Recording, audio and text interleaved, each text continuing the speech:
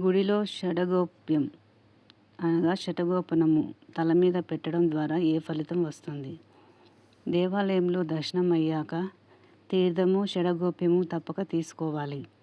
చాలామంది దేవుడిని దర్శనం చేసుకున్నాక వచ్చిన పని అయిపోయిందని చకచకా వెళ్ళి ఏదో ఏకాంత నిర్మల ప్రదేశం చూసుకొని కూర్చుంటారు. కొంతమంది మాత్రమే ఆగి షడగోప్యం పెట్టించుకుంటారు.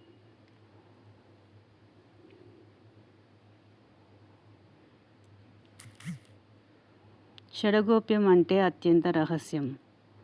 అది పెట్టే పూజారికి కూడా వినిపించనంతగా కోరికను తలుచుకోవాలి.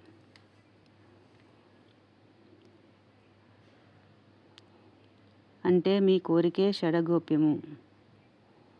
మానవునికి శత్రువులైన కామము, క్రోధము, లోభము, మోహము, మాత్సర్యములు వంటి వాటికి ఇక నుంచి దూరంగా ఉంటామని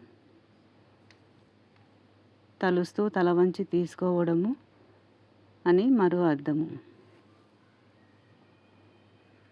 సహజంగా చిల్లర లేకపోవడం వల్ల షడగోప్యమును ఒక్కోసారి వదిలేస్తూ ఉంటాము, ప్రక్కగా వచ్చేస్తాము.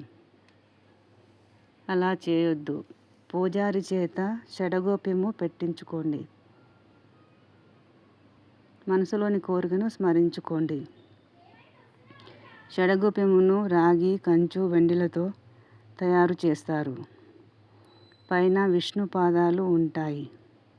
షడగోప్యము తల మీద ఉంచినప్పుడు శరీరంలో ఉన్న విద్యుత్తు దాని సహజత్వం ప్రకారం శరీరానికి లోహం తగిలినప్పుడు విద్యుదావేశము జరిగి మనలో ఉన్న అధిక విద్యుత్తు బయటికి వెళ్తుంది. తద్వారా శరీరంలో ఆందోళన, ఆవేశము తగ్గుతాయి.